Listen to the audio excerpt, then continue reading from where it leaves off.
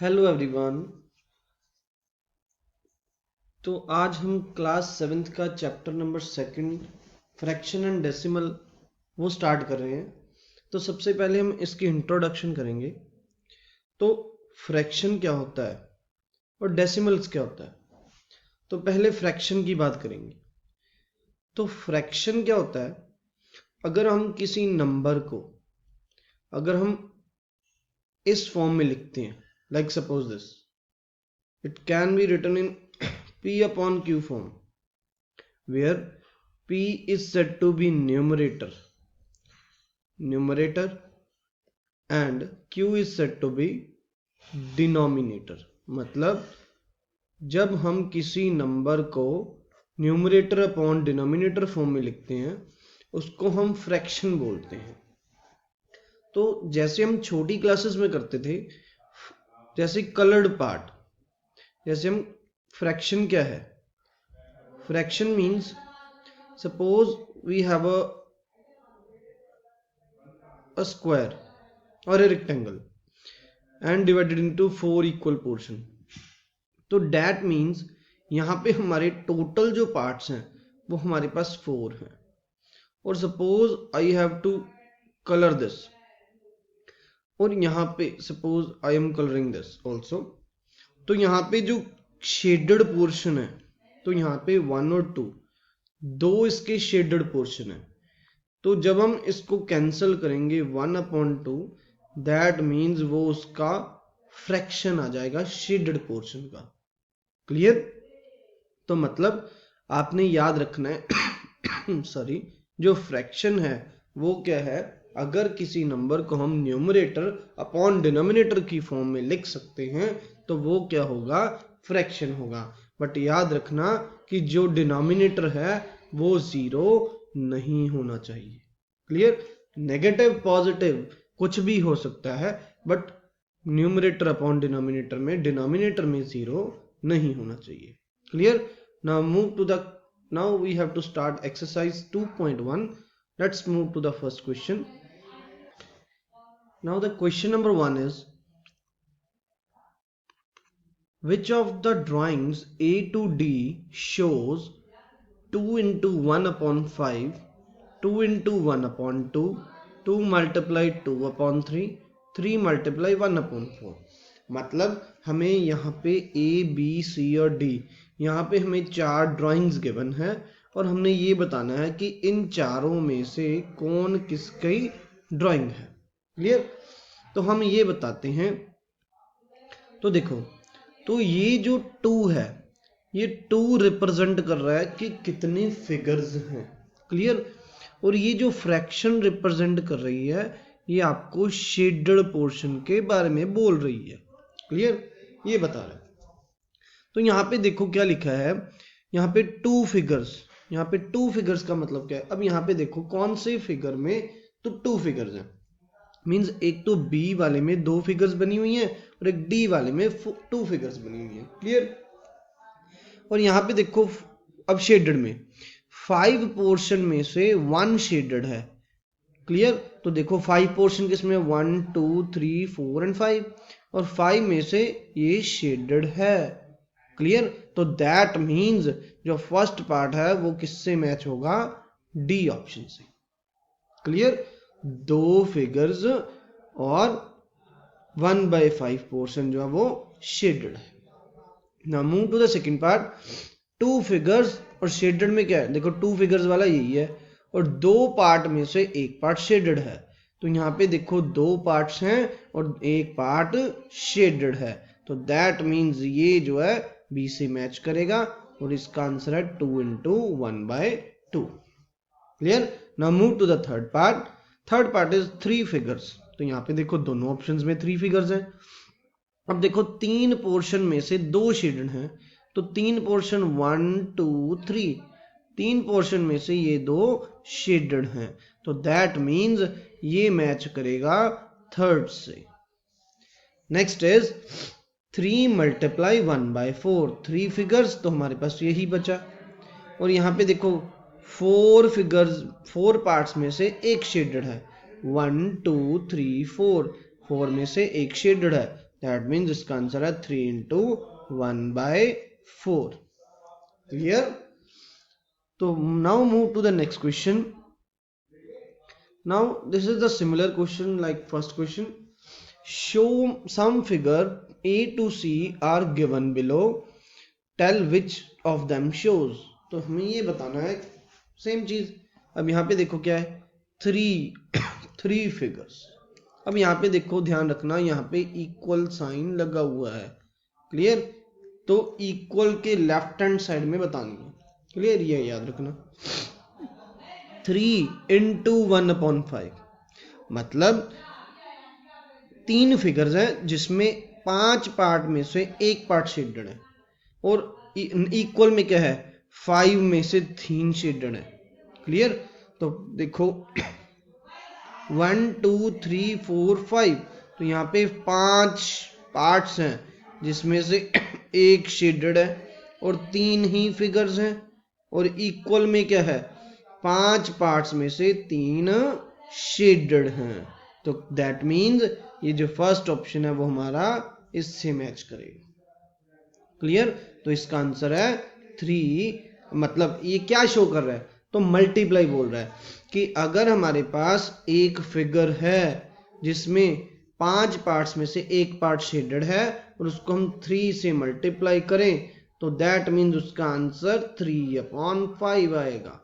तो that means ये क्या बोल रहा है, हम अगर ऊपर वाले नंबर की मल्टीप्लाई करें तो हमारा आंसर सेम आएगा. क्लियर? न्यूमरेटर को न्यूमरेटर से मल्टीप्लाई करना. Next, 2 into 1/3. दो फिगर्स, यहाँ पे देखो 2 फिगर्स हैं. क्लियर?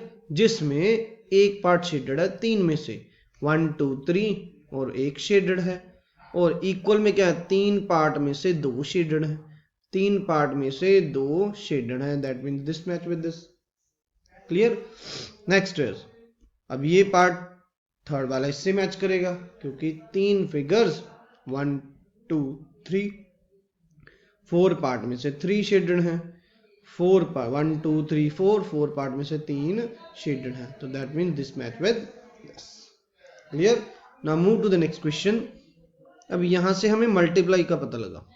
अब यहाँ पे विदाउट फिगर्स आपको मल्टीप्लाई करनी है और आंसर करना है reduce to the lowest form. Lowest form means आपका अप एंड डाउन कैंसिल नहीं होना चाहिए. मतलब कैंसिल होता है वो करो, अदरवाइज उसको और convert into the mixed fraction. तो मिक्स्ड फ्रैक्शन में लिखेंगे. अब यहाँ पे देखो first question. First part is 7 into 3/5. अब यहाँ पे देखो, यहाँ पे सिंगल नंबर है. अगर हमारे पास कोई सिंगल नंबर है तो उसके हम नीचे 1 लगा सकते हैं. क्लियर? तो दैट मीन्स ये न्यूमरेटर में है, इसके नीचे 1 लगा है. क्लियर? मल्टीप्लाई में क्या करना होता है, ऊपर वाले नंबर को न्यूमरेटर को न्यूमरेटर से मल्टीप्लाई करना है, डिनोमिनेटर को डिनोमिनेटर से मल्टीप्लाई करना है. क्लियर? बट पहले ये देखना, अब यहाँ पे देखो क्या लिखा है, मल्टीप्लाई. तो पहले मल्टीप्लाई करना है. क्लियर? तो पहले करेंगे 7 को 3 से, 21, 1 5 5. क्लियर? अब ये हमारा पार्ट मल्टीप्लाई का हो गया. Next, reduce into the lowest form. अब ये देखो 5 के टेबल पे 21 नहीं आता, तो दैट मीन्स ये लोएस्ट फॉर्म है. Clear? Now next part is mixed fraction. तो मिक्स्ड फ्रैक्शन में क्या करना है, हमने इसको डिवाइड करना है. तो मिक्स्ड फ्रैक्शन कैसे होती है, 5, तो यहाँ पे 21, 5 के टेबल पे 4 पे 20 और 1 रिमाइंडर. ये क्या होता है, कोशिएंट. ये होता है रिमाइंडर. तो ये होता है डिवाइजर. क्लियर? तो यहाँ पे लिखेंगे QRD फॉर्म में. क्लियर? Q क्या है, 4, रिमाइंडर क्या है 1, और डिवाइजर क्या है 5. सो this is the answer of first part. Clear? Now move to the next part. Question number second is 4 into 1/3. Clear? तो आपने इस तरह QRD फॉर्म में कन्वर्ट करना है. क्लियर? अब यहाँ पे देखो, यहाँ पे भी न्यूमरेटर ही है ओनली, तो न्यूमरेटर को न्यूमरेटर से मल्टीप्लाई कर दो. 4 1 4, 3 एज इट इज, तो 3 एज इट इज. क्लियर? तो हमने देखो 4 को 3 से डिवाइड करना है. 3 1 3 और 1 remainder. This is Q, this is R and this is D. So that means answer is 1 upon 3. Clear? Now move to the next question. Third part is 2 into 6 upon 7. Clear? 2 को 6 से multiply किया 12 upon 7. Clear? अब यहाँ पे देखो जो divisor है वो हमेशा नीचे होता है, सेम. तो यहाँ पे लिखो 7. तो 7 के टेबल पे 12 से पहले क्या आता है 1, 7. तो 1 पे गया 7 1 जा 7 और 5 remainder. Clear? So this is the mixed fraction. Move to the fourth part.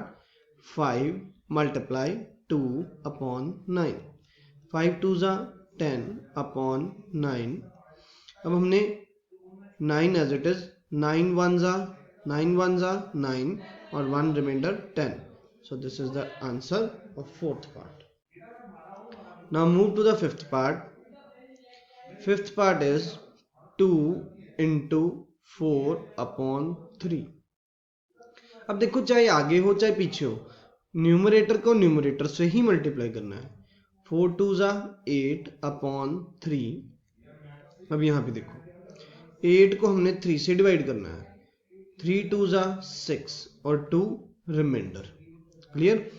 तो क्वोशंट इज 2, रिमाइंडर इज 2 और नीचे divisor 3. Clear? Sixth part is 5 upon 2 multiply 6. अब यहाँ पे देखो कैंसिल हो रहा है. कैंसिल कैसे हो रहा है? 2 1 जा 2, 2 3 जा 6 और कोई भी क्वेश्चन में कैंसिल नहीं हो रहा था. तो 5 3 जा 15. क्लियर? अब ये क्या है? लोएस्ट फॉर्म है, इसके नीचे कुछ भी नहीं है. So this is the answer. तो इसकी मिक्स्ड फ्रैक्शन नहीं बनी. Clear? Move to the seventh part. Seventh part is 11 into 4 upon 7. 11 को 4 से किया 44 अपॉन 7. तो 44 को हमने 7 से डिवाइड करना है. तो 7 6 जा 42 और रिमाइंडर 2. तो क्या आंसर आया? नीचे 7 रिमाइंडर 2 और साइड में 6.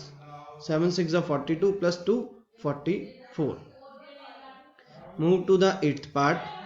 Eighth part is 20 into 4 upon 5. अब यहाँ पे देखो कैंसिल हो रहा है. 5 1 जा 5, 5 4 जा 20. 4 को 4 से मल्टीप्लाई किया 16.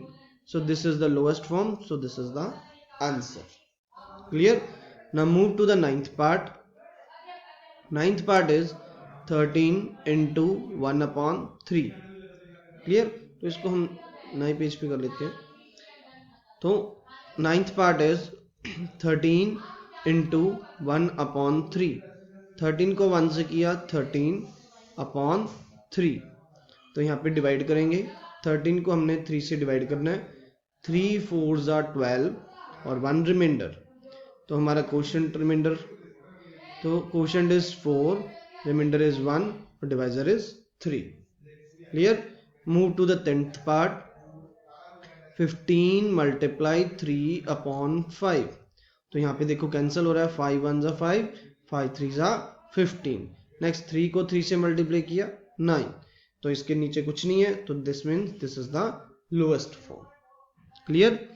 With this question we have completed question number 1, 2 and 3 of exercise 2.1. Thank you for watching this video. Like, share and subscribe. For the more question we will meet in the next video.